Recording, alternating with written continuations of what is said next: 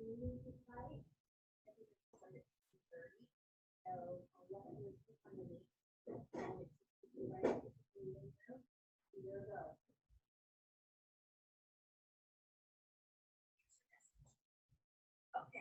it's set.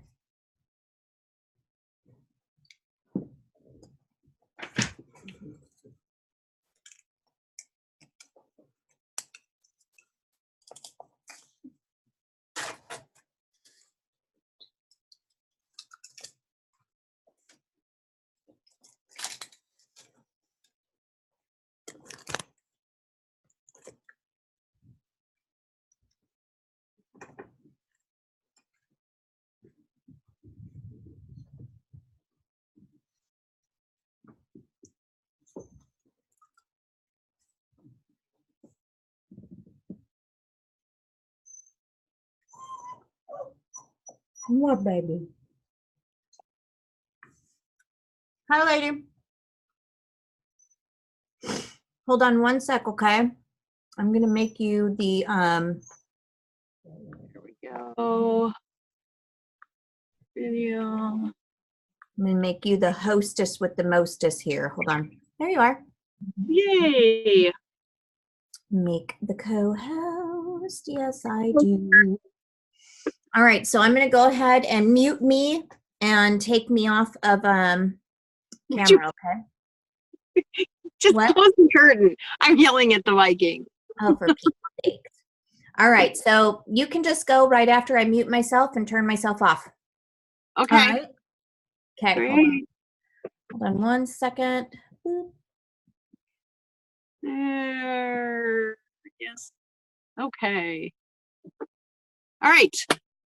Good morning, all. Runa, your friendly honey. Let's start that again.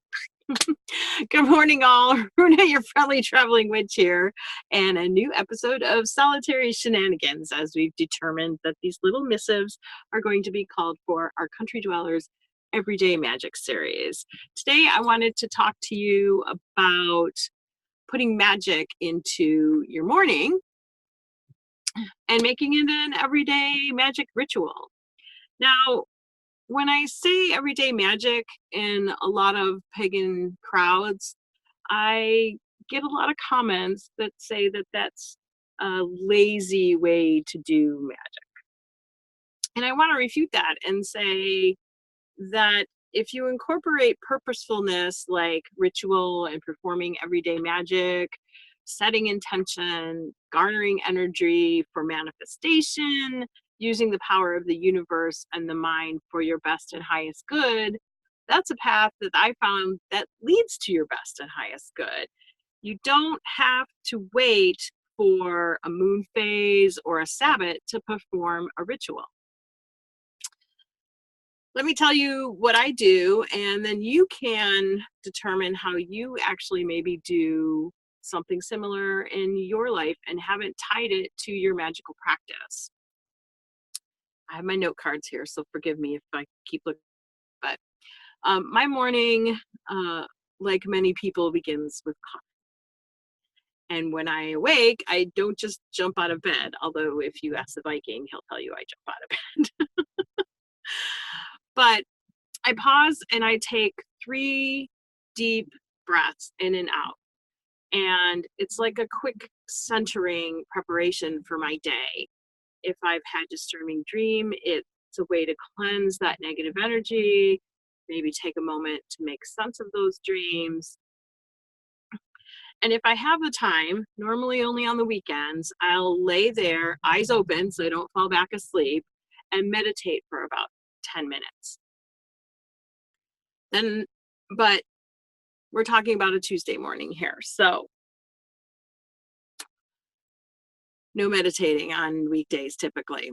So just those 3 deep cleansing breaths, center myself, and I get up, and then I throw on my robe and my slippers. And I know it sounds so crone-esque, and I'm a crone, so whatever, but I do that. And when I do it, I think about the things in my life that bring me warmth and comfort.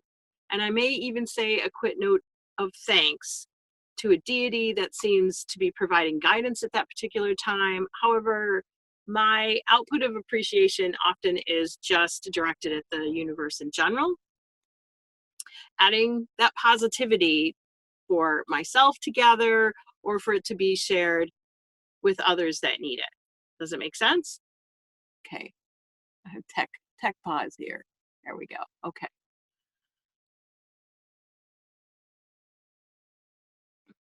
So, back to making your morning coffee a ritual. So, when I reach this step, with each step, there's an intention, best, and it's not just to get that delicious, miraculous drink of the gods that makes so many of us our mornings better, and we start our day in a good way as opposed to how we would start it without coffee. And when you prepare coffee with intention and purpose, you create an even more powerful cup of joe. And since I make 2 cups of coffee in the morning, one for me and one for my Viking, I get to double up on this everyday magic ritual. Next, I fill my kettle and I get it on the stove to boil, sending energy to the water and with lots of gratitude. And especially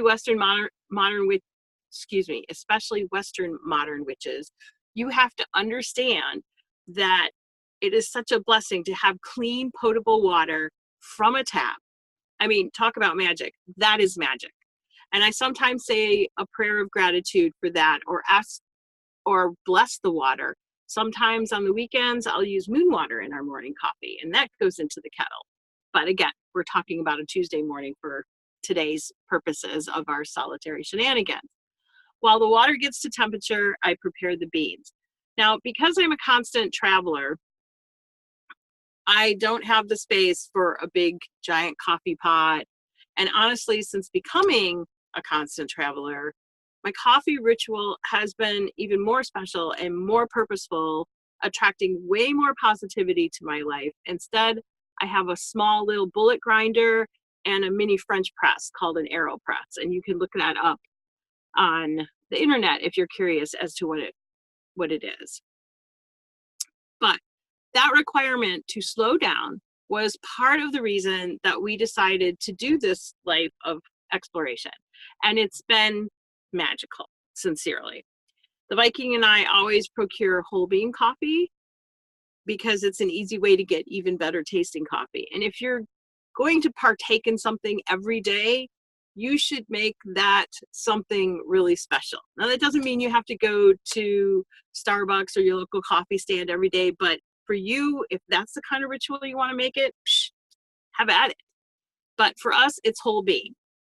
And the grinding of the beans each morning provides a little grounding for me, too.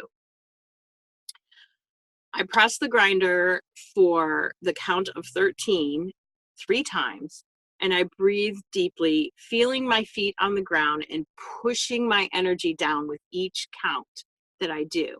I find that I end up at the end of grinding the beans for our coffee that morning. I'm standing a little bit taller, straighter when I do this. It's like an invisible armor to start the day, and very, very sure-footed, as it were. As I measure out the ground coffee into the mini press, I visualize the things that I need to make my day good.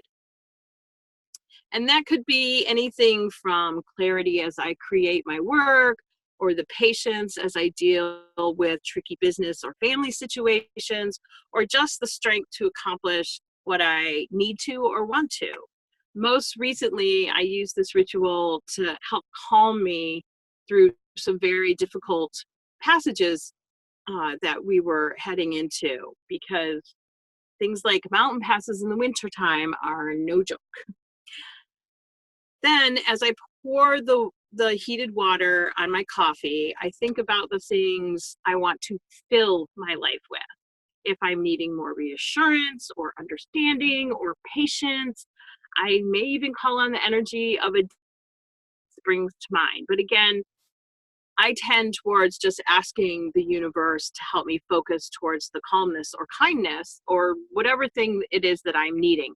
Sometimes the image of a deity or the energy of a deity will come to me and I will focus on that. But it's all about, as you fill that press, that coffee press up with the warm water, what is it that you want to fill your life up with? And that's what I focus on. Then you have to stir the water. And as I stir the water in the grounds, I will stir clockwise or counterclockwise, either needing to manifest or repel something in my life.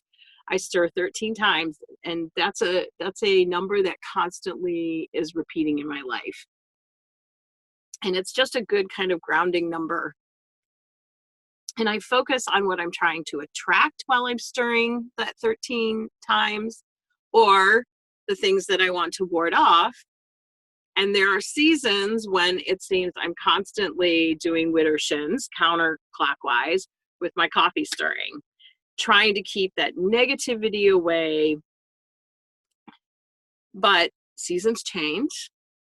And this morning, it was all about creating a circle of positive magic in my life, probably because I was going to do this for you guys.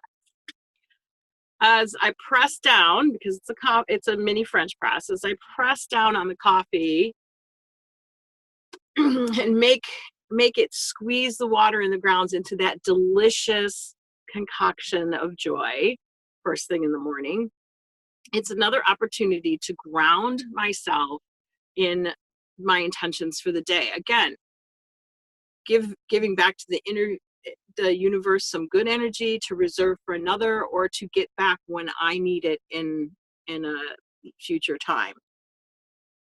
At that point, you get to sip. Oh, just thinking about it, it makes me so happy.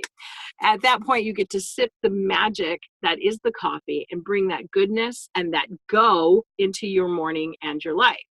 Now, oftentimes, my coffee grounds go into the compost of a local municipality. But back in the day, my coffee grounds were used in my garden as a soil additive. It also helped to repel a lot of pests and things like that. But you also, and I have also, added to my spell work to make the spell either increase in its timeline or its potency. Now, that said, be careful if you decide to do that. I normally would use the grounds in more things like witch bottles or protection spells, or when we're at an anchorage on the boat or in a campground and the energy is kind of off and we can't leave for whatever reason, I'll use the grounds to create a circle of protection around our vessel or our rig. And it's always done the job. Lastly, on the new moon and the full moon, or whenever I feel the necessity, because once again, you don't have to wait for a moon phase to do everyday magic, but I do a thorough cleansing of all my coffee making supplies. If I have moon water, I'll use some of that, but I deep clean the grinder and the press and the coffee scoop and the stirrer and my coffee cup, all of it. And I wash away any negativity that I've inadvertently imbued into all of my coffee making supplies. And then I do a blessing with positive energy. There's been a couple of times when I've slept in, which is unusual, and the Vikings made the coffee and he'll find a crystal in my mug because I happen to be doing a little bit of energy work there. And that's my morning magic ritual, dealing with just making my morning coffee. What do you think? What rituals do you have around coffee or other morning things that you do to prepare you for your day? Connect with us on Country Dollars Facebook, Instagram, Twitter, and tell us all about it. Thank you for spending this, thank you for spending this time with us.